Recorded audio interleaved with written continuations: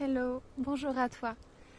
Alors aujourd'hui j'ai envie de te parler de l'importance de savoir sur quoi on porte son focus.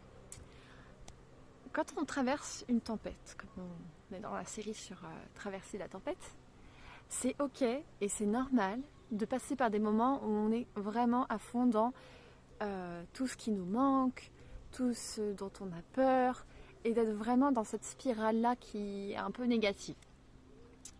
C'est ok, c'est normal parce que en fait c'est aussi ce qui va nous permettre de voir justement ce qui nous fait souffrir, ce sur quoi on peut agir, on met de la lumière et de l'amour sur ce qui a besoin d'être vu à ce moment-là. Et ce qui va permettre la transformation des choses. Le truc, c'est à un moment donné se rendre compte que il va falloir switcher et changer de paradigme. C'est-à-dire que si on met tout le temps son focus sur ce qui ne va pas et qu'on rentre dans cette spirale et qu'on s'enfonce dedans, et qu'on ne réalise pas qu'on est en train de mettre son focus que là-dessus et que maintenant c'est bon, c'est ok, il faut en sortir, et on va rester là-dedans pendant très longtemps. Et donc il va falloir switcher, changer de paradigme et passer de je vois le verre à moitié vide à je vois le verre à moitié plein. Et en fait, il faut vraiment réaliser que là où on porte le focus, la vie elle va nous apporter exactement ça. Si je vis le manque de ceci, je vais expérimenter le manque de ceci.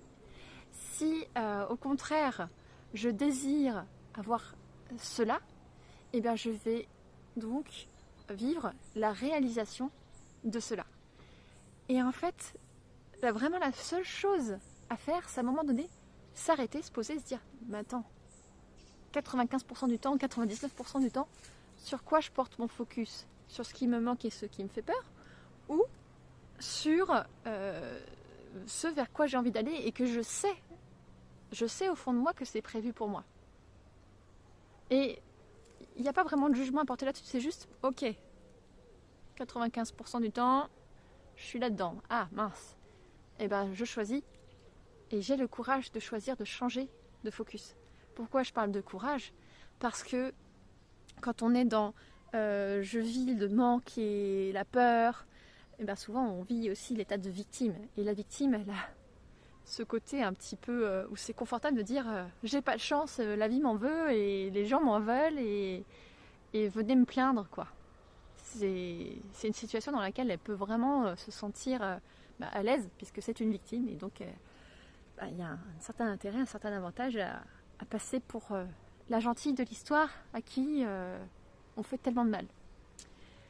Alors que quand on prend le courage d'aller vers ce qu'on veut, on prend sa responsabilité, on prend sa puissance avec soi et on y va.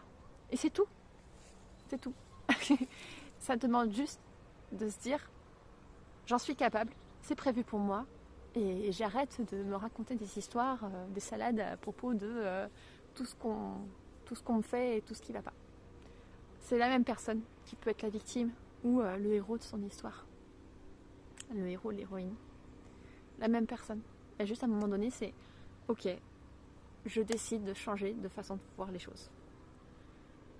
Et ça demande du courage parce que quand on a vécu quelque chose de difficile, on change du tout au tout à ce moment-là. On change du tout au tout. Voilà.